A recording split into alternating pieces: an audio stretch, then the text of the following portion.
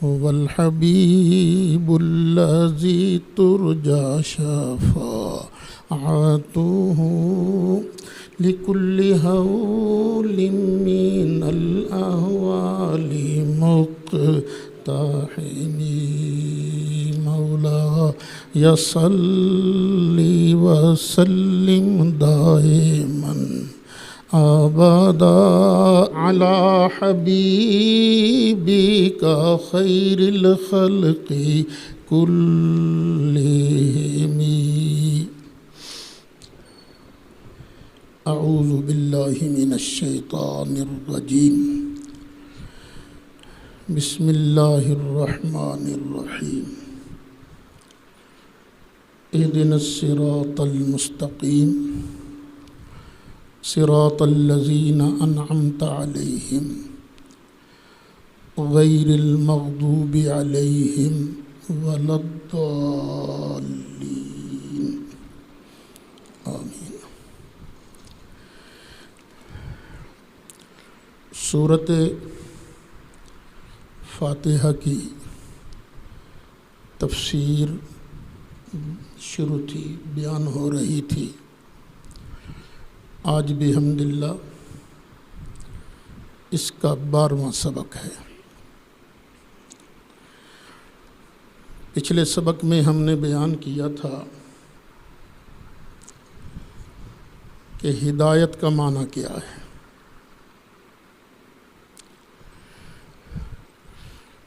قبل اس کے کہ ہم گفتگو کا سلسلہ آگے بڑھائیں، یہ ہمارا سبق ساتھی سنتے بھی ہیں. وہ کراچی سے ہمارے ایک دوست ہیں معین صاحب، وہ بھی الحمدللہ سن رہے ہیں ماشاءاللہ. ان کی فرمائش تھی کہ مسئلہ استعانت پر کچھ صحابہ کرام رضوان اللہ علیہم اجمعین ان کا عمل بھی بیان ہو جاتا. کیا صحابہ کرام نے نبی کریم علیہ السلام سے وصال کے بعد بھی مدد مانگی ہے کہ نہیں مانگی؟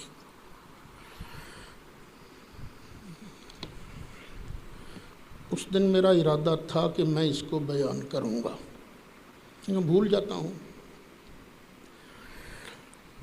ویسے بھی الحمدللہ اس پر علماء نے بہت کچھ لکھا ہے، میں تو اس میں سے چند باتیں چن کر آپ کو سنا دیتا ہوں. یہ ہے میرے ہاتھ میں مصنف ابن ابی شیبہ.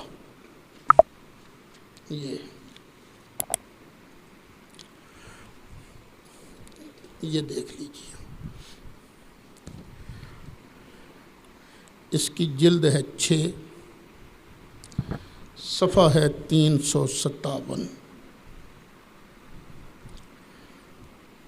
حضرت امیر المؤمنین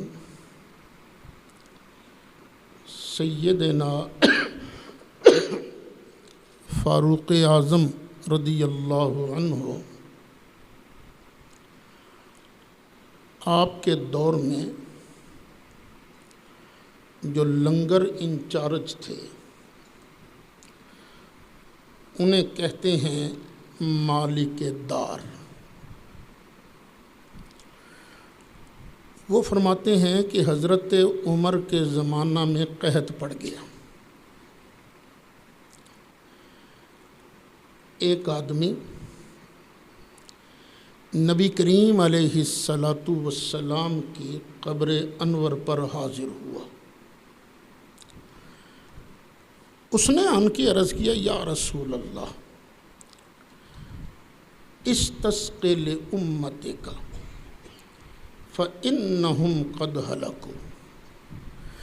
یا رسول اللہ بارش نہیں ہو رہی، آپ کی امت تو مر چلی ہے پانی نہ ہونے کی وجہ سے. اللہ کی بارگاہ سے بارش تو لے دیجیے. ان کا نام بیان کیا گیا ہے بلال بن حارث المزنی، یہ عرض کر کے واپس آ گئے، رات کو سوئے، آنکھ سو گئی، قسمت جاگ اٹھی۔ اللہ کے محبوب علیہ الصلاۃ والسلام خواب میں تشریف لائے۔ نبی کریم علیہ الصلاۃ والسلام نے ارشاد فرمایا، عمر کو میرا سلام کہہ دینا، تمہیں میم مل جائے گا، میم مل جائے گا۔ دیکھیے یہ حدیث کوئی ضعیف نہیں، صحیح حدیث ہے۔ صحابی رسول نبی پاک علیہ السلام کی قبر انور پر حاضر ہو کر دعا کی درخواست کر رہے ہیں، تو پتہ چلا صحابہ کا بھی ایمان یہی تھا کہ رسول قبر انور میں زندہ بھی ہیں اور امتی فریاد کرے تو اس کی فریاد کو پہنچتے بھی ہیں۔ اس حدیث کے بارے میں مشہور مفسر، مشہور محدث، مشہور تاریخ دان حافظ ابن کثیر رحمۃ اللہ علیہ، انہوں نے اپنی کتاب البدایہ والنہایہ اس کے اندر اس حدیث کو لکھا اور آگے کہا وَهَذَا إِسْنَادٌ صَحِيحٌ، یہ بالکل صحیح سند ہے، ضعیف نہیں ہے۔ جس حدیث کو ابن کثیر جیسا آدمی صحیح کہے، آج کل کے چند نجدی ہیں جو اس کو ضعیف کہہ دیتے ہیں، وگرنہ ان کے پاس دلیل کوئی نہیں۔ دوسرا نام ہے حافظ ابن حجر عسقلانی رحمۃ اللہ علیہ کا۔ جب حدیث کی بات کرتے ہوئے مطلقاً کہا جائے نا حافظ نے یہ کہا، تو حافظ علی الاطلاق سے مراد ابن حجر ہوتا ہے۔ انہوں نے بخاری شریف کی ایک شرح لکھی جس کا نام ہے فتح الباری۔ اس کے اندر بھی انہوں نے ارشاد فرمایا وَرَوَا ابن ابی شیبۃ بِإِسْنَادٍ صحیح، کہ ابن ابی شیبہ نے صحیح سند کے ساتھ اس کو روایت کیا ہے۔ تو جس حدیث کو ابن حجر صحیح کہے، ابن کثیر جیسا آدمی صحیح کہے، تو وہ ہو بھی قرآن کے مطابق، تو اس کو ہم سنی نہیں مانیں گے تو اور کون مانے گا۔ یہ ایک دوسری کتاب ہے حدیث کی جس کا نام ہے مسند الفاروق، یہ ہے میرے ہاتھ میں۔ اس کے اندر بھی اس حدیث کو نقل کیا گیا ہے، اور نقل کرنے کے بعد صفحہ 223 مسند الفاروق جلد پہلی صفحہ 223 ھذا اسناد جید قوی، یہ اسناد بہت اعلیٰ ہے، بڑی تکڑی سند ہے۔ تو پتہ چلا یہ استعانت یہ نبی کریم علیہ السلام سے ہوتی رہی ہے، ہو رہی ہے، لیکن کیا سمجھ کر؟ معبود سمجھ کر نہیں، محبوب سمجھ کر، غیر محتاج سمجھ کر نہیں، اللہ کی رحمتوں کے محتاج سمجھ کر، موتی سمجھ کر نہیں، موتی حقیقی اللہ ہے، اللہ کے خزانوں کو تقسیم کرنے والا سمجھ کر یہ سرکار کی بارگاہ میں عرض کی جاتی ہے، اور سرکار کرم بھی فرماتے ہیں۔ سنن دارمی کے اندر پورا چیپٹر موجود ہے، پورا چیپٹر، باب ما اکرم اللہ نبیہ صلی اللہ علیہ وسلم بعد وفاتہ، کہ اللہ تعالیٰ نے نبی کریم صلی اللہ علیہ وسلم کی وفات مقدسہ کے بعد سرکار پر جو کرم نوازیاں فرمائیں۔ اس کے اندر انہوں نے 3 حدیثیں لکھی ہیں، 2 حدیثیں میں آپ کی خدمت میں سنا دیتا ہوں۔ ام المومنین سیدہ طیبہ طاہرہ حضرت عائشہ صدیقہ رضی اللہ تعالی عنہا آپ کی خدمت میں قحط کے زمانے میں لوگ آئے، اماں جان می نہیں پڑ رہا، کیا کریں، بارش نہیں ہو رہی۔ پتہ اماں جان نے کیا فرمایا تھا؟ سرکار کے روضہ انور پر، قبر انور پر جو چھت ہے نا، اس میں ایک روشن دان بنا دو روشن دان، تاکہ آسمان اور قبر انور کے درمیان کوئی چیز حائل نہ ہو۔ بس انہوں نے روشن دان بنا دیا اماں جان کی آرڈر پر، روشن دان بنایا، پھر اتنا می برسا، اتنی بارش ہوئی، پھر اس بارش کے نتیجے میں اتنا سبزہ اگا، جانور کھا کھا کر ایسی ہو گیا جیسے بندہ پاٹدا نہیں پھردا، وہ جانور پھٹنے کے قریب ہوگا۔ اس کا نام ہی رکھ دیا گیا عام الفتق، یہ سال ہے فتق والا، جس سال نبی کریم علیہ السلام کے روضہ انور کی برکت سے اللہ تعالیٰ نے اتنی بارش نازل فرمائی کہ جانور کھا کھا کے اتنی چربی چڑھ گئی کہ وہ پھٹنے کے قریب ہو گئے تھے۔ یہ ہے دارمی شریف۔ باب ما اکرم اللہ تعالی نبیہ صلی اللہ علیہ وسلم بعد موتہ، جلد پہلی، صفحہ 56۔ اور دوسری حدیث ہے، یزید کے دور میں مدینہ منورہ پر حملہ بھی ہوا تھا۔ یزیدیوں نے مدنی لوگوں کا قتل عام بھی کیا۔ 3 دن تک مسجد نبوی شریف میں کوئی اذان دینے والا نہیں آیا۔ حضرت سیدنا سعید بن مسیب رضی اللہ عنہ وہ اپنی جان بچانے کے لیے مسجد نبوی شریف میں آ گئے، تشریف لائے، اور کوئی آتا تو جس طرح پاگل نہیں حرکتیں کرتے اس طرح کی حرکتیں کرتے تھے تاکہ لوگ پاگل سمجھ کے ان کی جان چھوڑ دیں۔ حضرت سعید بن مسیب جو ہیں، وَكَانَ لَا يَعْرِفُ وَقْتَ الصَّلَاةِ إِلَّا بِهَمْهَمَةٍ يَسْمَعُهَا مِنْ قَبْرِ النَّبِيِّ صلی اللہ علیہ وسلم۔ جب نماز کا وقت آتا تو نبی کریم علیہ السلام کی قبر انور سے وہ کچھ آواز سنا کرتے تھی۔ حافظ ابن تیمیہ نے تصریح کی ہے کہ اذان کی آواز سنا کرتے تھے، تو اس سے پھر وہ اپنی نماز کی تیاری کیا کرتے تھے۔ یعنی نبی کریم علیہ السلام قبر انور میں زندہ بھی ہیں، پتہ بھی ہے کہ باہر ہمارا ایک دیوانہ بیٹھا ہے، اس کو پتہ نہیں چلے گا نماز کے وقت کا، چلو اس کو نماز کا وقت ہی سنا دیں۔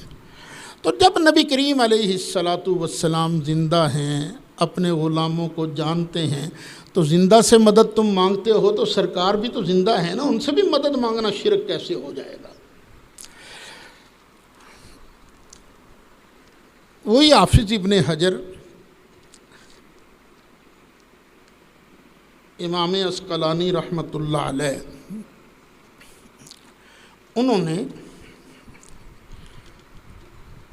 راویوں کے حالات پر ایک کتاب لکھی ہے جس کا نام ہے تہذیب التہذیب۔ رجال کی معتبر کتابوں میں اس کا شمار ہوتا ہے۔ یہ میرے پاس ہے، جلد 11، صفحہ نمبر 261۔ اور یہ بات میں نے سانگلہ ہل کے مناظرہ میں بھی سنائی تھی۔ ایک بڑے مشہور محدث گزرے ہیں جن کا نام ہے یحییٰ بن یحییٰ، امام مسلم کے استاد ہیں۔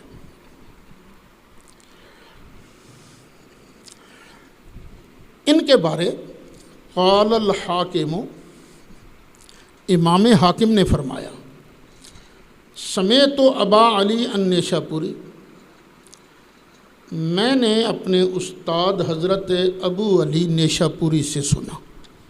کیا سنا؟ کنت فی غم شدید، ایک مرتبہ میں بڑا ہی پریشان تھا۔ فرأیت النبی صلی اللہ علیہ وسلم فی المنام، تو مجھے خواب میں نبی اکرم شفیع اعظم صلی اللہ علیہ وسلم کی زیارت نصیب ہوئی۔ کأنہ یقول، مجھے ایسے لگا کہ سرکار مجھے فرما رہے ہیں سر الی قبر یحییٰ بن یحییٰ، اور جا نہ جا یحییٰ بن یحییٰ کی قبر پر جا، واستغفر، اور وہاں جا کے استغفار کر، وصل، اور وہاں جا کے سوال کر، تقضی حاجتک، تو تیری حاجت پوری کر دی جائے گی، جا اس کی قبر پر جا۔ یہ کون آرڈر دے رہے ہیں؟ نبی کریم علیہ السلام۔ فاصبحت، ابو علی نیشا پوری فرماتے ہیں صبح ہوئی، ففعلت ذالک، جو مجھے رات حکم ملا تھا نا، میں نے اس حکم کو پورا کیا۔ حضرت یحییٰ بن یحییٰ کی قبر انور پر حاضر ہوا تو میں نے وہاں جا کے استغفار کیا، اپنی حاجت کی درخواست پیش کی۔ فقضیت حاجتی، تو وہاں جانے کی برکت سے اللہ تعالیٰ نے میری حاجت کو پورا کر دیا ہے۔ یہ یحییٰ بن یحییٰ نبی نہیں ہیں، صحابی بھی نہیں ہیں، نبی کریم علیہ السلام کی امت کے ایک ولی ہیں، محدث ہیں، محدثوں کے استاد ہیں۔ ان کو نبی کریم علیہ السلام جب خواب میں آن کر آرڈر دیتے ہیں تو پتہ چلا سرکار زندہ بھی ہیں، سرکار دیکھتے بھی ہیں، پتہ بھی چل گیا کون پریشان ہے اور کیوں پریشان ہے، اور سرکار نے ان کو آرڈر دے دیا کہ جاؤ جا کے یحییٰ بن یحییٰ کی قبر پر جا کے سوال کرو۔ ہم بھی یہی کہتے ہیں، او یار خدا کے لیے ہم مشرک نہیں ہیں، ہم بڑے پکے سچے موحد ہیں۔ تأثر یہ دیا جاتا ہے سنی تو نبیوں سے مانگتے ہیں، ولیوں سے مانگتے ہیں، ہم موحد اللہ سے ہم بھی اللہ ہی سے مانگتے ہیں، اللہ کی قسم ہے ہم اللہ ہی سے مانگتے ہیں، مستقل سمجھ کر، غیر محتاج سمجھ کر۔ جب کسی اور سے مانگتے ہیں تو اس کو اللہ کی رحمت کا محتاج سمجھ کر مانگتے ہیں۔ کیا تمہیں یاد نہیں نبی کریم علیہ السلام نے ارشاد فرمایا تھا دیتا تو اللہ ہی ہے، آگے تقسیم میں مصطفیٰ فرماتا ہوں، کوئی قید نہیں لگائی۔ اچھا یہاں پر بعض لوگ کہتے ہیں یہ تو علم کے بحث میں یہ آئی ہے، اچھا مطلب یہ نکلا کہ سرکار علم تقسیم فرماتے ہیں، یہ تم مانتے ہو، تو کسی کو پیسہ دینا، روپیہ دینا آسان ہے، کسی کو علم دے دینا یہ بڑا مشکل ہے۔ جب سرکار اتنا مشکل کام کر لیتے ہیں تو چھوٹے موٹے درہم و دنانیر ان کی کیا بات ہے؟ اچھا بھئی یہ جو ہے نا آیت کریمہ اہدنا الصراط المستقیم، اس آیت کو امت مرضیہ بھی بہت پڑھتی ہے۔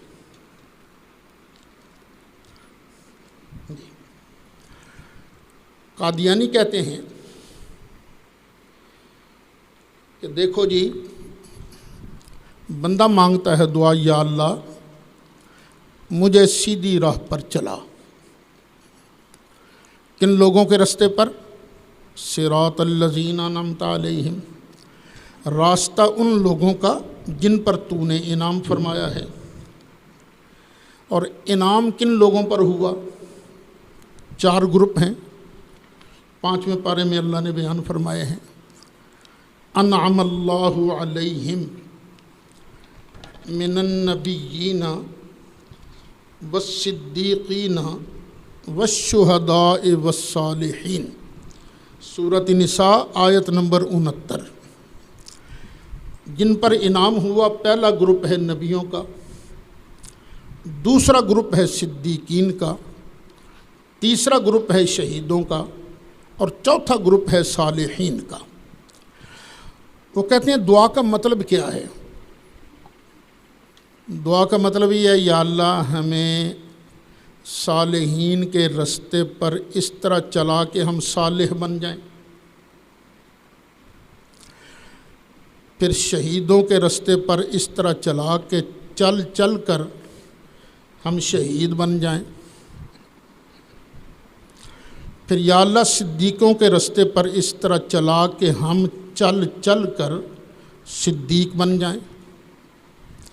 اسی طرح انعم اللہ علیہم من النبیین، نبیوں کے راستے پر اس طرح چلا کہ چل چل کر ہمیں منصب نبوت مل جائے، ہم نبی بن جائیں۔ اس آیت میں اشارہ ہے کہ بندہ چل چل کر نبی بن سکتا ہے۔ یہ وہ بڑی ان کی مایا ناز دلیل ہے۔ اب ذرا غور سے سوچیں، یہ کیا دلیل ہوئی؟ کسی کے رستے پر چلنا اور بات ہے، رستے پر چل چل کر ضروری نہیں کہ بندہ وہی بن جائے۔ ٹھیک ہے، صالحیت ولایت مل سکتی ہے کسی کو، شہادت بھی مل سکتی ہے، صدیق بھی بندہ بن سکتا ہے، لیکن نبوت کسبی چیز تو ہے ہی نہیں کہ نبوت اسے مل سکے۔ کیوں؟ جس طرح نبوت نہیں کسی کو مل سکتی، اسی طرح ایک رستہ اللہ کا بھی تو ہے نا۔ اگر چل چل کر بندہ وہی بن سکتا ہو تو دیکھیے اللہ ارشاد فرماتا ہے ان ھذا صراطی مستقیما فاتبعوہ، 8واں پارہ سورہ انعام آیت نمبر 153۔ بے شک یہ میرا سیدھا راستہ ہے تو اسی پر چلو۔ میرا، اللہ کہہ رہا میرا سیدھا راستہ یہ ہے، تو کیا آپ کی یہ منطق قبول کر کے یہ بھی کہہ سکتے ہو کہ سیدھا راستہ اللہ کا ہے تو اس راستے پر چل چل کر بندہ اللہ بھی بن سکتا ہے؟ اور جس طرح کوئی الہ نہیں دوسرا ہو سکتا، کیوں؟ وَإِلَٰهُكُمْ إِلَٰهٌ وَاحِدٌ، تمہارا معبود صرف ایک معبود ہے، اور الہ کے لیے تو واجب الوجود ہونا ہے نا، واجب الوجود ایک ہی ہے، کوئی دوسرا نہیں۔ اسی طرح جب آیت ختم نبوت نازل ہو گئی، سرکار کو اللہ نے ختم نبوت کا تاج پہنا دیا، تو اب بھئی یہ ختم نبوت کے تاج والی آیت کے بعد کسی کو نبوت بھی نہیں مل سکتی۔ ایک اور بھی آیت سماعت کر لیجئے، 13واں پارہ ہے، سورۃ ابراہیم ہے، شروع ہو رہی ہے، الف لام را کتاب انزلناہ الیک لتخرج الناس من الظلمات الی النور۔ یہ عظیم الشان کتاب ہے جسے ہم نے آپ کی طرف اس لیے اتارا تاکہ آپ لوگوں کو اندھیریوں سے نور کی طرف لے جائیں، بِإِذْنِ رَبِّهِمْ، اپنے رب کے اذن سے۔ کدھر لے جائیں؟ اِلَىٰ صِرَاطِ الْعَزِيزِ الْحَمِيدِ اللہ، اللہ جو عزیز و حمید ہے اس کے رستے پر۔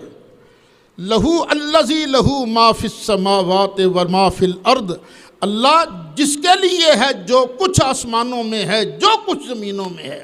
تو یہاں بھی اللہ اپنا رستہ بیان کر رہا ہے کہ میرا محبوب آیا ہے میری راہ پر چلانے کے لیے، تو کیا پھر اللہ کی راہ پر چلتے چلتے بندہ اللہ بھی بن سکتا ہے؟ اور میرے بیٹے ہوش کر، یہ نبوت کسبی چیز نہیں، یہ صرف اللہ اپنے فضل سے عطا کرتا تھا جس کو عطا کرتا تھا۔ اب اللہ نے اعلان کر دیا ہے میں نے سلسلہ نبوت کو ختم کرنا تھا مصطفیٰ کریم علیہ السلام پر، ختم کر دیا ہے، اب ان کے بعد کسی کو منصب نبوت عطا نہیں کروں گا۔ یا اللہ ہمیں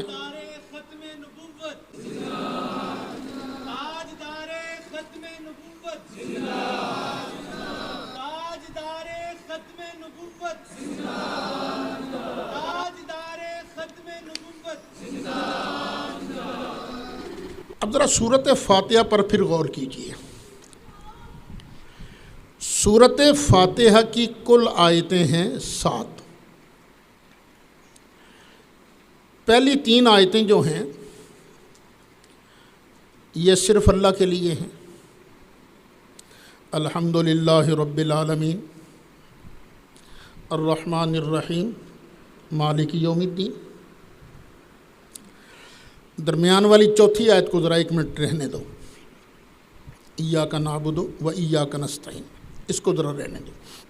اب اگلی آیتیں، اہدنا الصراط المستقیم، اللہ کس کو سکھا رہا ہے کہ یوں کہو؟ بندے کو۔ یہ آیت بندے کے لیے، صراط الذین انعمت علیہم بندے کے لیے، غیر المغضوب علیہم ولا الضالین بندے کے لیے۔ پہلی 3 آیتیں کس کے لیے؟ اللہ کے لیے۔ آخری 3 آیتیں کس کے لیے؟ بندے کے لیے۔ اور درمیان والی چوتھی آیت جو ہے وہ کس کے لیے ہے؟ ایاک نعبد، بندہ بھی اور اللہ بھی، یا اللہ ہم صرف تجھے پوجیں، و ایاک نستعین، اور یا اللہ صرف تجھ ہی سے مدد مانگیں۔ یہ درمیان والی آیت کس کے لیے؟ مشترک ہے نا اللہ اور بندے کے درمیان۔ اسی لیے سرکار نے فرمایا، اللہ فرماتا ہے میں نے اس نماز کو، یعنی سورۃ فاتحہ کا نام نماز بھی ہے نا، سورۃ الصلاۃ، قسمت الصلاۃ بینی و بین عبدی نصفین، میں نے اس سورت کو اپنے اور بندے کے درمیان آدھا آدھا تقسیم کر دیا ہے۔ اب ہمیں سکھایا جا رہا ہے، مانگو میری بارگاہ میں عرض کرو یا اللہ ہمیں سیدھی راہ پر چلا۔ دیکھنا جس نے منزل پر پہنچنا ہو وہ ہمیشہ اپنے راستے کو نظر سے اوجھل نہیں ہونے دیتا۔ جو سفر کرتے رہتے ہو، بائک پر جاتے ہو یا گاڑی پر جاتے ہو، تمہارے ہاتھ میں ہینڈل ہے تو کیا جو بھی موڑ نظر آئے مڑ جاتے ہو اس کی طرف؟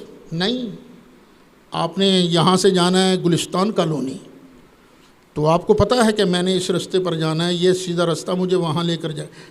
اب رستے تو درمیان میں سے اور بھی نکلتے ہیں، ادھر بھی ادھر بھی ادھر بھی ادھر بھی رستے نکل رہے ہیں نا، لیکن اگر اس کو اپنے رستے کا ہی پتہ نہ ہو تو پھر اگر ادھر مڑ جائے گا تو گلستان کالونی پہنچنے کی بجائے ٹھیکری والے پہنچ جائے گا۔ تو پھر عرض کرتا ہے بندہ، یا اللہ مجھے سیدھے رستے پر چلانا، یا اللہ ڈاکو بڑے ہیں، رستے اور بھی بہت پھوٹتے ہیں، لیکن یا اللہ مجھے اپنے پیاروں کے رستے پر چلانا، نبیوں کے رستے پر چلانا، صدیقوں کے رستے پر چلانا، شہیدوں کے رستے پر چلانا، صالحین کے رستے پر چلانا۔ یا اللہ جو رستہ انہوں نے بتایا ہے نا ہمیں اسی رستے پر چلانا۔ اب اس پر بھی غور کرو،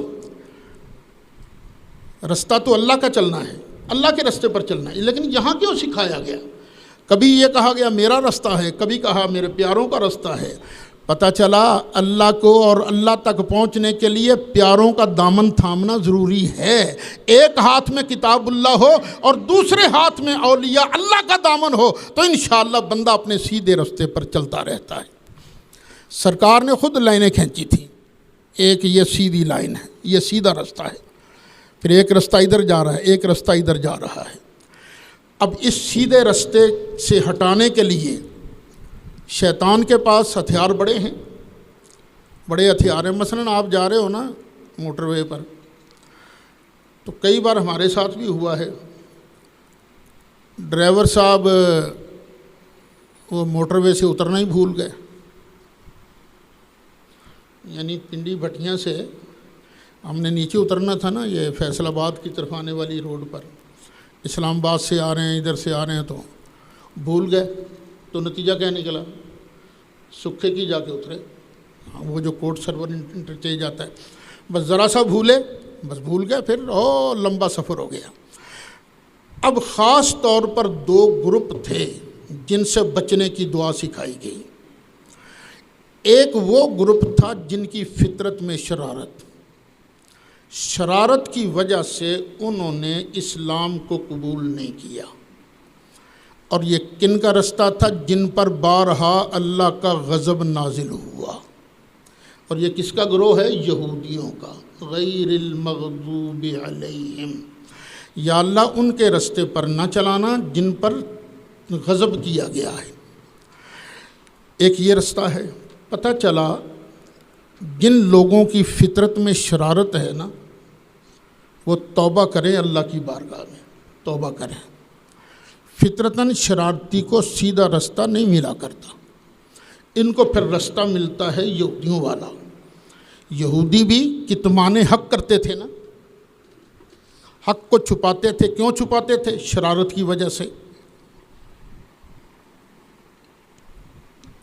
اور ایک گروپ تھا دوسرا گروپ تھا جو محبت میں غلو کی وجہ سے گمراہ ہو گئے۔ یہ گروپ کن کا ہے؟ عیسائیوں کا۔ انہوں نے عیسیٰ علیہ السلام سے کیا پیار، لیکن پیار میں جو حد تھی، حد کو انہوں نے کراس کر دیا۔ جناب عیسیٰ علیہ السلام کو انہوں نے خدا کا بیٹا کہنا شروع کر دیا، معبود سمجھ کے پرستش شروع کر دی، تو یہ محبت میں غلو کی وجہ سے گمراہ ہو گئے۔ اسی طرح آپ ہمارے جو درمیان فرقے ہیں ان کو بھی دیکھ لیجئے، کچھ لوگ وہ ہیں جن کی فطرت میں ہی شرارت ہے کہ ہم نے شرارت کرنی ہے، کوئی موقع ملے بس کانا تن دو جناب، وہ گڑبڑ کر دی، فتنہ فساد پیدا کر دیا۔ اور کچھ لوگ وہ ہیں جو محبت میں غلو کرتے ہیں۔ یہ کون لوگ ہیں؟ شیعہ حضرات۔ شیعہ حضرات، اور آج کل کے کئی شیعوں میں تو دونوں چیزیں پائی جاتی ہیں، شرارت بھی اور محبت میں غلو بھی۔ اب دیکھو نا، یہ کوئی بات تو نہیں کہ مولا مرتضیٰ کی شان میں کوئی بھی ضعیف من گھڑت روایت جو نظر آئی وہ بیان کر دی بڑے دھڑلے کے ساتھ، بڑے دھڑلے کے ساتھ خدا بنا دیا، خدا کا بھی خالق بنا دیا حضرت علی مرتضیٰ کرم اللہ تعالیٰ وجہ الکریم کو۔ اگر صرف محبت میں غلو ہو تو یہ گمراہی ہے، اور اگر ساتھ شرارت بھی ہو تو پھر یہودیت اور عیسائیت دونوں کا چربہ اس کے اندر موجود ہے۔ کبھی بھی محبت میں غلو نہ کرنا، کبھی بھی شرارت نہ کرنا۔ اپنا ذہن یہ بنا لو کہ بس جو اللہ کا قرآن کہے گا میں نے اس کے سامنے سر جھکا دینا ہے، میری اپنی کوئی مرضی نہیں، میری مرضی وہی ہے جو ان کی مرضی ہے۔ دیکھیے نبی کریم علیہ السلام خود ارشاد فرماتے لا یؤمن احدکم حتی یکون ہواہ تبعا لما جئت بہ۔ کوئی بندہ اتنی دیر تک مومن ہو ہی نہیں سکتا جب تک کہ اس کی خواہشات میں مصطفیٰ کے لائے ہوئے دین کے تابع نہ ہو جائیں۔ میری مرضی کچھ ہو، ان کا فرمان سامنے آ جائے تو بندہ سر جھکا دے، یہی ہے اصل ایمان، اور یہی بندہ ہے صراط مستقیم پر۔ اللہ نہ ہمیں گمراہوں سے بنائے، نہ ان لوگوں میں سے بنائے جن پر اللہ ناراض ہوا ہے۔ سورۃ فاتحہ یہاں پر ختم ہوتی ہے۔ آگے سورۃ فاتحہ کا حصہ تو نہیں، لیکن سورۃ فاتحہ پڑھنے کے بعد آمین کہی جاتی ہے۔ آمین، آمین کہنا نماز کے اندر، یہ آمین کہنا سنت ہے۔ لیکن مجھے کئی دکھ بھی ہوتا ہے، کئی بار بیان بھی کیا ہے میں نے اپنے سنی حضرات کو کئی بار دیکھا نماز کے اندر، مجھے نہیں لگتا کہ وہ آمین کہتے ہوں، نہیں کہتے آمین۔ چند ہیں جو کہہ دیتے ہیں، وگرنہ نہیں کہتے۔ بس وہ امام کے پیچھے کھڑے ہیں نا جی سورۃ فاتحہ میں قرآن پڑھا جا رہا ہے تو ہم نے سننا ہے، اور وہ سن ہی لیتے ہیں، وہ بس وہ آمین نہیں کہتے۔ نہیں بھائی، آمین کہنی ہے، کیونکہ نبی کریم علیہ السلام نے فرمایا ہو آمین کہا کرو، کیونکہ اس وقت فرشتے بھی آمین کہتے ہیں۔ جس کی آمین فرشتوں کی آمین کے موافق ہو گئی، اللہ اس کے گناہ معاف کر دیتا ہے۔ کتنا بڑا درجہ ہے آمین کا، آمین کہنی چاہیے۔ اب دوسرا مسئلہ ہے کہ آمین کہنی کس طرح ہے؟ آہستہ کہنی ہے یا اونچی آواز سے کہنی ہے؟ آہستہ کہنی ہو تو کس طرح کہنی ہے؟ آمین، آمین، بس یعنی اپنے آپ کو سنائی دے آمین۔ اونچی آمین کہنی ہے تو وہ کس طرح؟ آمین، یہ اونچی ہو گئی۔ ایک اور تیسری قسم بھی آمین، آمین وہ ترا کڈ آمین، شرارت کے ساتھ۔ نہیں بھائی، یہ شرارت والی آمین کا تو گناہ ہے نا، یہ نہیں کہنی۔ ویسے اونچی کہو تب بھی نماز ہو جاتی ہے، آہستہ کرو تب بھی نماز ہو جاتی ہے۔ ہاں، ہمارے نزدیک یہ آمین آہستہ کہنا اس کا درجہ زیادہ ہے۔ اس کی بڑی دلیل کیا ہے؟ ہمارے پاس دلائل ان کے پاس بھی ہیں، دلائل ہمارے پاس بھی ہیں، اور میں تو اس پر مناظرہ کرنا کار بیکار سمجھتا ہوں۔ ان چیزوں پر مناظرہ نہیں ہونا چاہیے۔ ٹھیک ہے، وہ بھی کرتے ہیں، یہ بھی کرتے ہیں، وہ دل کرے وہ کر لو، یہ دل کرتا ہے یہ کر لو، دونوں طرح نماز ہو جاتی، بس شرط ہے کہ بندہ نبی کریم علیہ السلام کا گستاخ نہ بنے۔ اصل مسئلہ وہ ہے، یہ آمین اور رفع یدین اور فاتحہ خلف الامام یہ اتنے جھگڑے والے مسئلے نہیں۔ ان پر مجبوراً ہم گفتگو تب کرتے ہیں جب لوگ کہیں تمہاری نماز ہی نہیں ہوئی، تمہاری نماز برباد ہو گئی، اس لیے مجبوراً گفتگو کرتے ہیں، وگرنہ ہم گفتگو نہیں کرتے۔ یہ آمین ہے کیا؟ یہ ہے اسم فعل،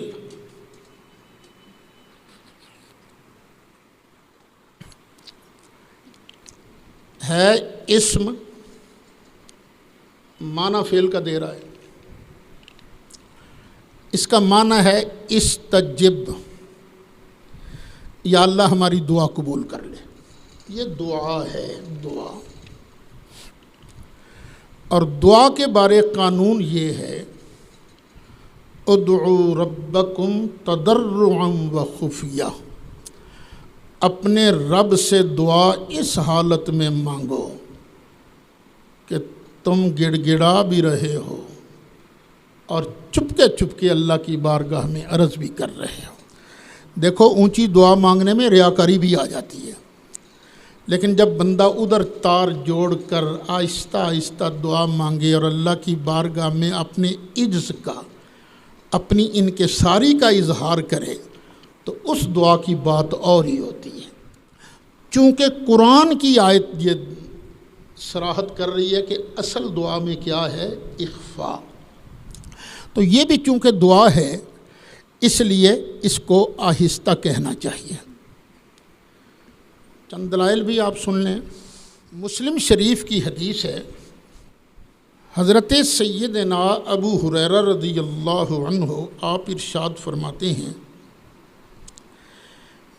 کہ نبی کریم علیہ الصلاۃ والسلام ہمیں نماز سکھا رہے تھے۔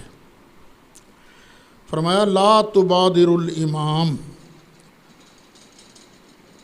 امام سے آگے نہ بڑھا کرو، امام سے جلدی نہ کرو۔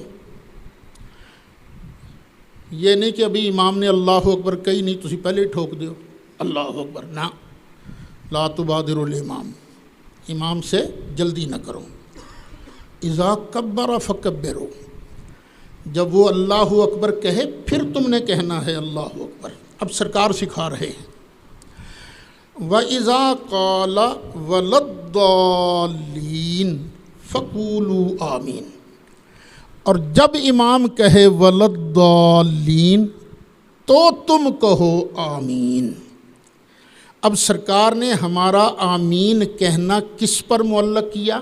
امام کے وَلَا الضَّالِّينَ کہنے پر، وگرنہ سرکار فرما دیتے جب وہ آمین کہے پھر تم نے آمین کہنی ہے، اس کی آمین سن کر یہ نہیں کہا، بلکہ کیا فرمایا؟ جب امام وَلَا الضَّالِّينَ کہے تو تم کہو آمین۔ یہ ہے مسلم شریف کی حدیث۔ اور دوسری حدیث ہے کہ نبی کریم علیہ الصلاۃ والسلام جب نماز پڑھاتے تھے تو دو سکتے فرمایا کرتے تھے۔ تھوڑی دیر تک سرکار دو عالم صلی اللہ علیہ وسلم کی آواز پیچھے نمازیوں کو سنائی نہیں دیتی تھی۔ کب کب؟ ایک جب سرکار نماز شروع کرتے اللہ اکبر کہہ کر ہاتھ باندھ لیتے، پہلا سکتہ اس وقت فرماتے تھے۔ کچھ پڑھتے ہی ہوں گے نا، ثنا پڑھتے ہوں گے سرکار۔ اور دوسرا سکتہ کب کرتے تھے؟ جب سرکار وَلَا الضَّالِّينَ تک پہنچ جاتے، وَلَا الضَّالِّينَ، سرکار نماز پڑھائیں وَلَا الضَّالِّينَ، تو اس کے بعد بھی سرکار چپ کر جائے، سرکار کی آواز نہیں آتی تھی۔ اب اگر آمین بھی سرکار اونچی کہتے ہوتے تو پھر حضرت سمرہ بن جندب رضی اللہ عنہ حدیث کے راوی ہیں، ابو داؤد کے اندر حدیث ہے، وہ کہہ دیتے نا سرکار آمین کے بعد سکتہ فرمایا کرتے تھے، نہیں بلکہ فرمایا سرکار وَلَا الضَّالِّينَ کے بعد سکتہ فرمایا کرتے تھے۔ دو حدیثیں ہو گئیں۔ حضرت وائل بن حجر رضی اللہ عنہ آپ ارشاد فرماتے ہیں کہ نبی کریم علیہ السلام نے نماز پڑھائی، آپ نے پڑھا غیر المغضوب علیہم ولا الضالین، تو فرمایا آمین، وَأَخْفَى بِهَا صَوْتَهُ، تو سرکار نے یہاں اپنی آواز کو پست رکھا، آہستہ سے آمین کہی۔ اللہ تعالیٰ آپ کو لے جائے مدینہ منورہ، مکہ مکرمہ لے جائے، حرمین شریفین میں بھی نمازیں ہوتی ہیں۔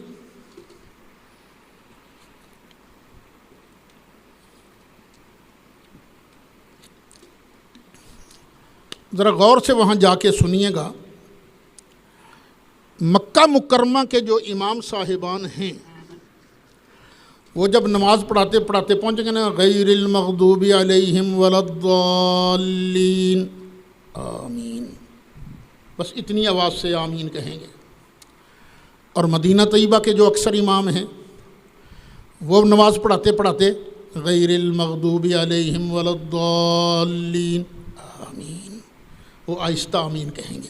پتہ چلا دونوں ہی طریقے ہیں، لیکن یہ نہیں کہنا چاہیے کہ جو آمین آہستہ کہتے ہیں وہ بے ایمان ہو گئے، ان کی نماز نہیں ہوئی، ان کی نماز ناقص ہے، نہیں، دونوں طریقے ہیں، اور یہ دونوں طریقے احادیث مبارکہ سے ثابت ہیں۔ صحابہ کے دور میں بھی یہی ہوتا تھا، یہی تھا، کسی نے اونچی کہہ دی، کسی نے آہستہ کہہ دی۔ زیادہ یہ بات بڑی جب امام ترمذی رحمۃ اللہ علیہ نے ترمذی شریف کے اندر حدیث بیان کی۔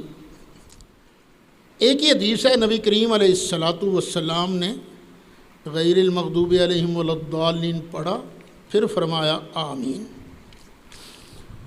سفیان کہتے ہیں نبی کریم علیہ السلام نے اس کو بلند آواز سے کہا، سفیان کہتے ہیں، اور شعبہ کہتے ہیں نبی کریم علیہ السلام نے آہستہ آواز سے آمین کہا۔ بس اس وجہ سے نا، سفیان کیا کہتے ہیں؟ سرکار نے بلند آواز سے آمین کہا، اور شعبہ کیا کہتے ہیں؟ سرکار نے آہستہ آواز سے آمین کہا۔ تو امام اعظم ابو حنیفہ رحمۃ اللہ علیہ اور امام مالک، یہ دونوں نے شعبہ والی روایت کو لے لیا، اور امام شافعی وغیرہ نے سفیان والی روایت کو لے لیا۔ دونوں کا اصل منبع حدیث پاک ہی ہے، اور واقعی شعبہ کو معمولی آدمی نہیں ہے۔ شعبہ جو ہیں ان کو امیر المؤمنین فی الحدیث کہا جاتا ہے۔ سفیان بھی معمولی آدمی نہیں ہے، بلکہ سفیان کا حافظہ شعبہ کے حافظہ سے قوی تھا۔ لیکن ایک فرق ہے، سفیان مدلس تھے، تدلیس کر جاتے تھے، اور شعبہ تو تدلیس کو زنا سے بھی بڑا جرم کہا کرتے تھے۔ یہ فرق ہے ان دونوں کے اندر۔ بہرحال جنہوں نے اس روایت کو لے لیا وہ بھی ہمارے سر ماتھے پر، اور جنہوں نے اس روایت کو لے لیا وہ بھی ہمارے سر ماتھے پر۔ اب آگے آتی ہے سورۃ بقرہ۔ یہ سورہ بقرہ جو ہے یہ مدینہ منورہ میں نازل ہوئی، اور بڑی عظمت والی سورت ہے۔ مشکوٰۃ شریف تھی یہاں۔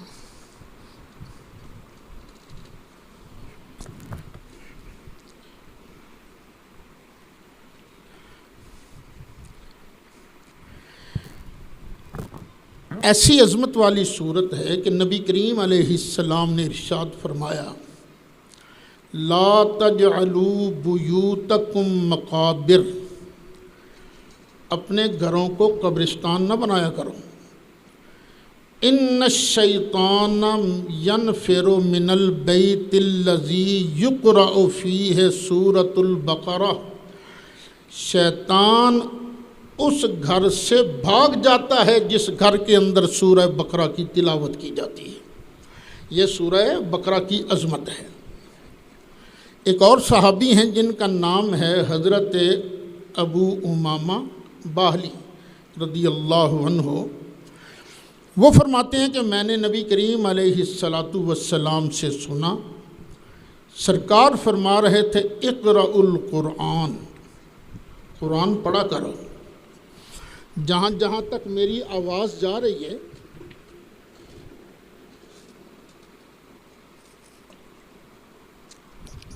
وہ سن لیں کہ میرے اور آپ کے آقا و مولا صلی اللہ علیہ وسلم نے ہمیں حکم دیا ہے کہ قرآن پڑھا کرو۔ جن معمول بنا لیں آپ کہ ہم نے روز قرآن حکیم کو کھولنا ہے، قرآن حکیم کو کھول کر خواہ ایک آیت تلاوت کرو ضرور، اس میں نوا نہ ہونے پائے۔ جتنا زیادہ ہو سکتا ہے الحمدللہ، جتنا گڑ ڈالو گے اتنا ہی میٹھا ہوگا۔ تو قرآن پاک پڑھا کرو۔ کیوں؟ فَإِنَّهُ يَأْتِي يَوْمَ الْقِيَامَةِ شَفِيعًا لِأَصْحَابِهِ، اس لیے کہ جو قرآن والا ہوگا نا، قرآن قیامت کے دن اپنے تلاوت کرنے والوں کی شفاعت فرمائے گا، قرآن شفاعت کرے گا۔ پھر فرمایا اقرأ الزہراوین، دو چمکتی دمکتی صورتوں کو پڑھا کرو۔ یہ کون سی ہیں؟ البقرہ و سورۃ آل عمران، سورہ بقرہ بھی پڑھا کرو، سورۃ آل عمران بھی پڑھا کرو۔ یہ دو چمکتی ہوئی روشن صورتیں ہیں، ان کو پڑھا کرو۔ فَإِنَّهُمَا تَأْتِيَانِ يَوْمَ الْقِيَامَةِ، کیونکہ قیامت کے دن یہ کس شان سے آئیں گی؟ كَأَنَّهُمَا غَمَامَتَانِ، گویا یہ دو کالے رنگ کے بادل ہیں۔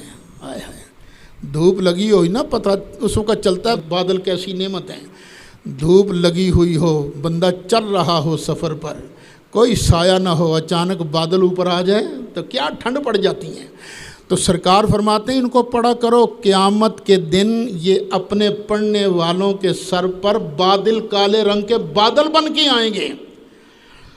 او غیابتان، یا سرکار نے یہ فرمایا یہ دو اس طرح آئیں گے جس طرح سائبان نہیں ہوتا، اوپر سایہ کرنے والا سائبان بن کے آئیں گے۔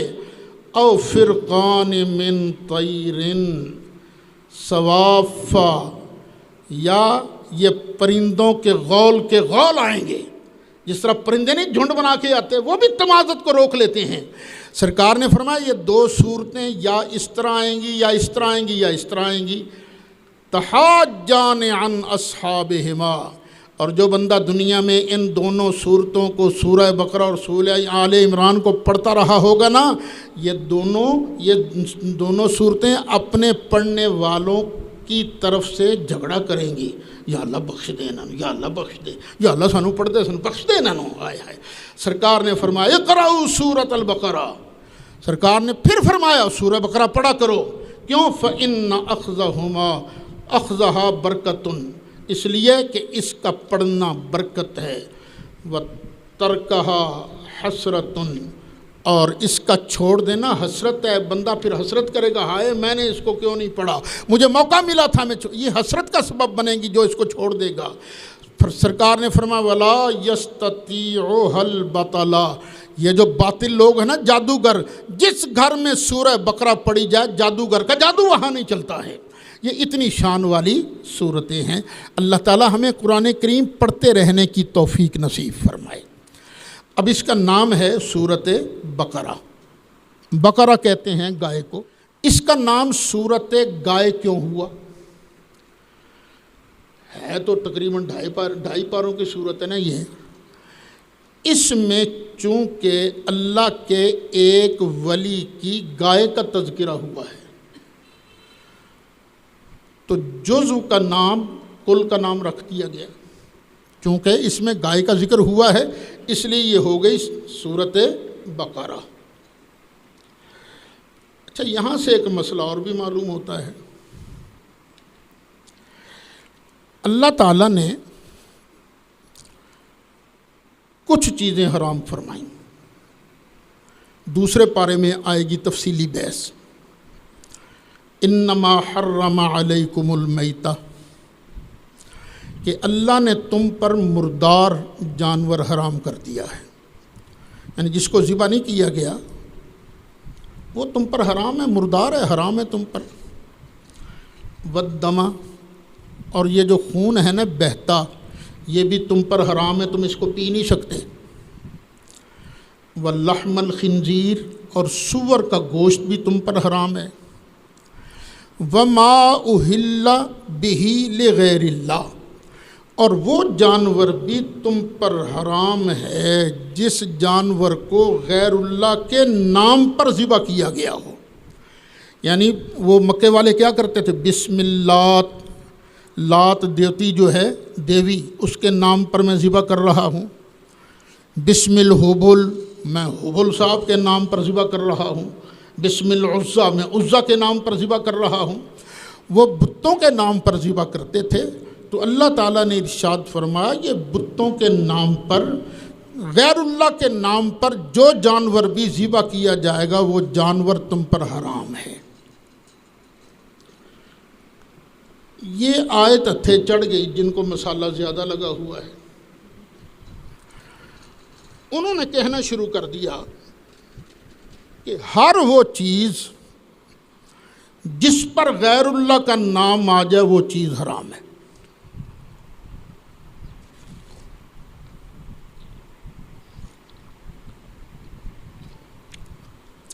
نا بالکل عقل فہم سے ماورا کہ جس چیز پر بھی غیر اللہ کا نام آ جائے وہ چیز حرام ہے. یہ کیا بات ہوئی؟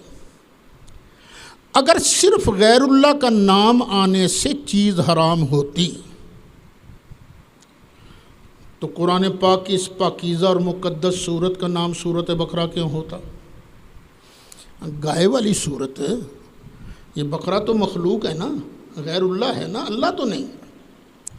سورت آل عمران، آل عمران والی سورت، اس کے بعد سورت نساء عورتیں، پھر سورت مائدہ دسترخوان، پھر سورت انعام یہ چوپائے مویشی. یہ سورت بھئی یہ سارے اللہ کے نام تھوڑی ہیں، یہ تو غیر اللہ کے نام ہیں.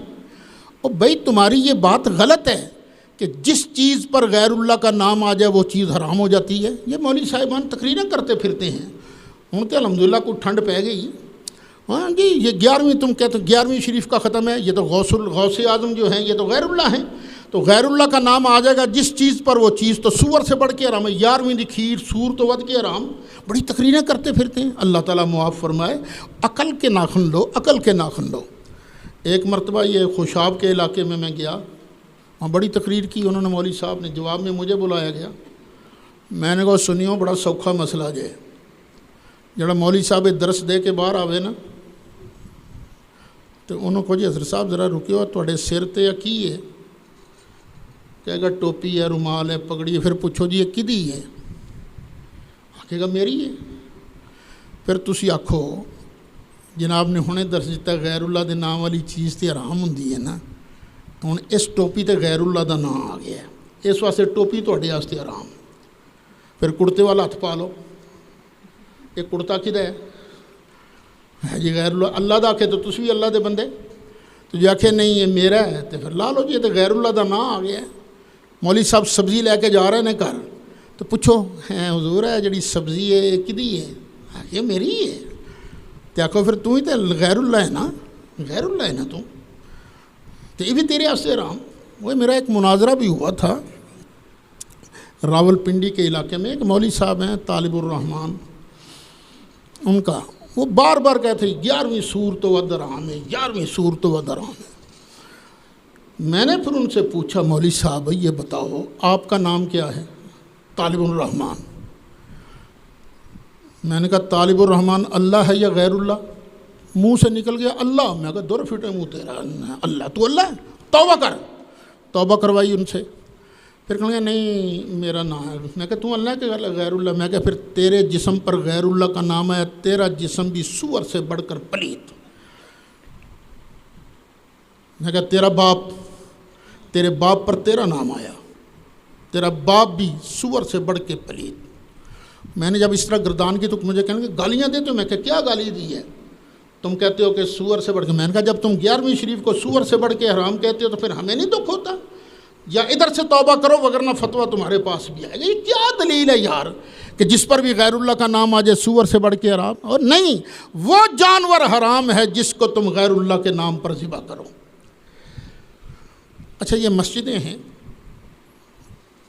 ہماری یہ مسجد کا نام ہے النور. یہ پڑوس میں مسجد ہے، کیا طفیل عزیز نام ہے؟ غوثیہ. یہ ساتھ والی مسجد ہے غوثیہ نام ہے اس کا. غوث اعظم بھی اللہ تو نہیں ہے نا، غیر اللہ کی طرف منسوب ہے یہ مسجد. ساتھ مسجد ہے فیصل مسجد، فیصل بھی اللہ تو نہیں ہے، غیر اللہ ہے. پھر آگے محمدی مسجد، محمدی بھی اللہ تو نہیں ہے نا، غیر اللہ ہے. پھر ادھر ہے زکریہ مسجد، تو زکریہ بھی اللہ تو نہیں ہے نا. اوہ اللہ کے بندو، اگر غیر اللہ کا نام آنے سے چیزیں حرام یا پلیت ہوتی تو ان مسجدوں پر کبھی غیر اللہ کا نام نہ آتا. قرآن شریف پڑھو نا، سبحان الذی اسریٰ بعبدہ لیلا. تم کہہ سکتے ہو یہ نام تو تم لوگوں نے رکھے ہیں نا. اللہ جن کے نام بیان کر سبحان الذی اسری بعبدہ لیلا من المسجد الحرام الی المسجد الاقصی. ایک مسجد حرام، ایک مسجد اقصی، نہ حرام اللہ نہ اقصی اللہ، ایک مسجد نبوی شریف نہ نبوی اللہ، مسجد قباء، مسجد قبلتین، مسجد ابی بکر، مسجد عمر، مسجد عثمان، مسجد علی، مسجد فاطمہ، مسجد بلال، یہ مدینہ منورہ کی مساجد کے نام ہیں.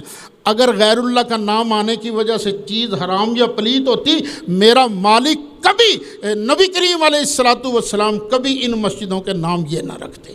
نہ میرا مالک مسجد حرام کہتا، نہ مسجد اقصی کہتا. یہ کیا دلیل ہے؟ حدیث کی جتنی کتابیں ہیں، یہ ہے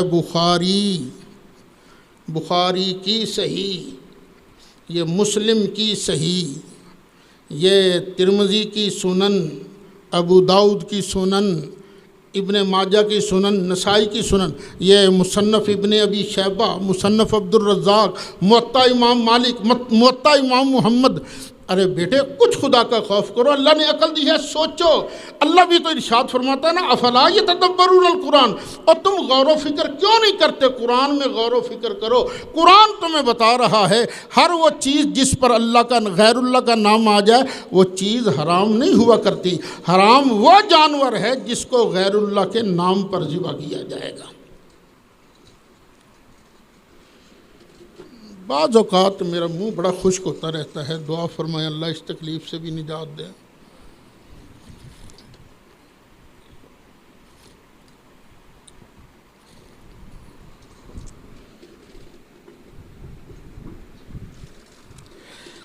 اب دیکھیے، نبی کریم علیہ السلام ارشاد فرماتے ہیں، احب الصیام الی اللہ صیام داؤد، احب الصلاۃ الی اللہ صلاۃ داؤد. بخاری شریف ہے، جلد پہلی ہے، صفحہ 486 ہے. چیپٹر بھی یہی ہے کہ سب روزوں سے بہترین روزہ اللہ کی بارگاہ میں داؤد علیہ السلام کا روزہ ہے.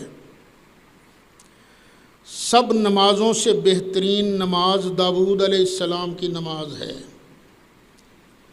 اب نماز پر بھی کس کا نام آیا؟ داؤد علیہ السلام کا. روزے پر بھی کس کا نام آیا؟ داؤد علیہ السلام کا. یار یہ کیا مسئلہ ہے کہ غیر اللہ کا نام آنے کی وجہ سے چیز حرام ہو جاتی ہے؟ اگر چیز حرام ہوتی تو نماز اور روزے پر بھی اللہ کے نبی داؤد علیہ السلام کا نام نہ آتا. بڑا شاندار روزہ رکھا کرتے تھے نا، ایک دن روزہ ایک دن چھٹی، ایک دن روزہ ایک دن چھٹی، ایک دن کیا شان تسلسل کے ساتھ چل رہے ہیں. اللہ بہترین روزہ کہا، محبوب ترین روزہ داؤد علیہ السلام کا، محبوب ترین نماز داؤد علیہ السلام کی. ایک صحابی تھے جن کا نام ہے سعد بن عبادہ رضی اللہ عنہ. وہ نبی کریم علیہ السلام کی بارگاہ میں حاضر ہوئے، عرض کرنے لگے آقا میری ماں فوت ہو گئی ہے، ای الصدقۃ افضل، میں ماں کی طرف سے کوئی چیز صدقہ کرنا چاہتا ہوں تو کون سی چیز افضل ہے؟ نبی کریم علیہ السلام نے ارشاد فرمایا الماء، پانی کا صدقہ سب سے بہتر ہے. یہاں سے یہ مسئلہ بھی معلوم ہوا کہ بندہ جب صدقہ خیرات کرنے لگے تو جس غریب کو، جس حقدار کو صدقہ دینا ہے پہلے دیکھ لے اس کو ضرورت کس چیز کی ہے.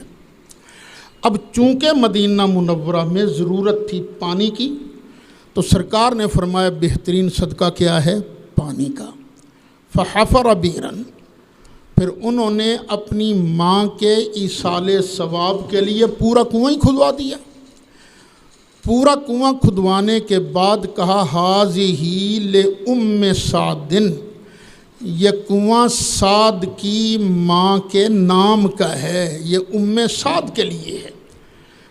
اور کنز الاموال کی حدیث ہے اس کنویں کا نام ہی پڑ گیا تھا سقایۃ ام سعد، سعد کی ماں کے نام کی سبیل. جب کنویں پر غیر اللہ کا نام آیا، پانی پلیت نہیں ہوا، تو اب اگر ہم بھی ایصال ثواب کے لیے کوئی چیز پیش کریں تو کسی کا نام آ جائے ایصال ثواب کے لیے تو چیز حرام نہیں ہوتی۔ اللہ تعالیٰ عقل سلیم بھی نصیب فرمائے۔ ایک اور آیت مبارکہ سن لیجیے۔ یہ مکے کے لوگ اپنے کچھ جانوروں کو بتوں کے نام پر نامزد کر کے چھوڑ دیا کرتے تھے۔ یہ ڈاچی ہبل کے نام کی ہے، یہ گائے لات کے نام کی ہے، لات، منات، ہبل، عزا، ان کے ناموں پر جانور نامزد کر کے چھوڑ دیتے تھے۔ پھر ان کا گوشت کھانا، ان کا دودھ پینا حرام سمجھتے تھے۔ میرے مالک نے قرآن کی آیت نازل فرمائی، 7واں پارہ سورہ مائدہ آیت نمبر 103، ما جعل اللہ من بحیرۃ ولا صائبۃ ولا وصیلۃ ولا حام، اور ان چیزوں کو اللہ نے حرام نہیں کیا، تم ان کو حرام کیوں کرتے ہو؟ پھر دوسرے پارے میں انہی جانوروں کے بارے فرمایا، یا ایھا الناس کلوا مما فی الارض حلالا طیبا، اے لوگو یہ جانور حلال طیب ہیں، ان کو کھاؤ، اللہ کا نام لے کر ان کو کھاؤ۔ جانور نامزد ہو جائے بت کے نام پر، بت اللہ کا دشمن ہے، اس کے نام پر نامزد ہو جائے تو اللہ کہتا ہے یہ حرام نہیں۔ یہ پناہ کے شریف ایک گاؤں ہے، یہ فیصل آباد، حافظ آباد اور چنیوٹ کے بارڈر پر، فیصل آباد کے ضلع میں، ساتھ ہی نہر ہے جو پھر وہ ضلع چنیوٹ ادھر شروع ہو جاتا ہے۔ وہاں میں ایک جلسے کے لیے گیا، جب سوالات کی باری ہے تو ایک مولوی صاحب کھڑے ہو گئے، غالباً اشفاق نام تھا، بھول جاتا ہوں میں نام، تو سور کھاندے ہو؟ میں نے کہا استغفر اللہ، لا حول ولا، ہم تو نہیں سور کھاتے۔ نہیں تسی کھاندے ہو؟ وہ پینڈواں تے کٹ لیا ڈانگاں کسی نے کٹتے ہیں؟ میں کہ نہیں، لڑے تو وہ نہ جس کے پاس دلیل نہ ہو۔ میں نے کہا مولوی صاحب کوئی دلیل بھی ہے یا ویسے ہی کہہ رہے ہو، الزام لگا رہے ہو؟ نہیں قرآن چاہیا وما اہل بہ لغیر اللہ۔ تو میں نے اور بھی باتیں کی، اور پھر یہ آیت کریمہ بھی میں نے پڑھ کے سنائی، ما جعل اللہ من بحیرۃ ولا صائبۃ ولا وصیلۃ ولا حام، کیونکہ میری نیت یہ تھی کہ اللہ کرے یہ سمجھ جائے، تو نیت کا بھی اثر ہوتا ہے۔ جب میں نے آیت پڑھی تو مجھے کہنے لگا یہ قرآن شریف ہی لکھی ہے؟ میں کہ ہاں، اے وخا میں نو وخا۔ اب میں کتابیں تو لے کر نہیں گیا تھا، تو میرے پاس کتابیں تو نہیں تھیں، میں دکھاتا۔ پھر میں نے کہا یار دیکھو مسجد کے اندر الماری میں کوئی ترجمے والا قرآن شریف پڑا ہے؟ انہوں نے الماری کھولی، ترجمے والا قرآن شریف نکلا، اور ترجمہ بھی تھا تھانوی صاحب والا، اور جو میں نے تقریر کی تھی یہی خلاصہ، یہ سارے کا سارا انہوں نے اس پر حاشیے پر نقل کی۔ میں کہا لے پڑھ لے بھائی۔ اس نے قرآن شریف پڑھا،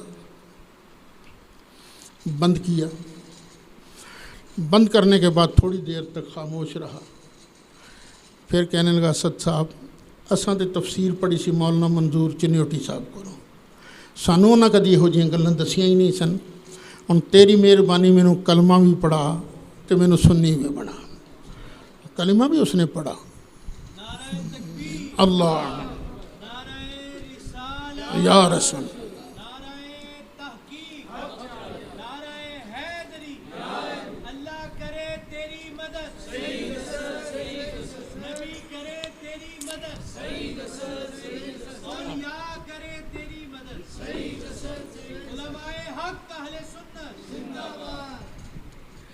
وہ بعد میں محمد پورہ شریف حاضر ہوا، قبلہ حضرت صاحب کو، ابا جی کو دیکھا، ان کے ہاتھ پر بیعت ہو گیا۔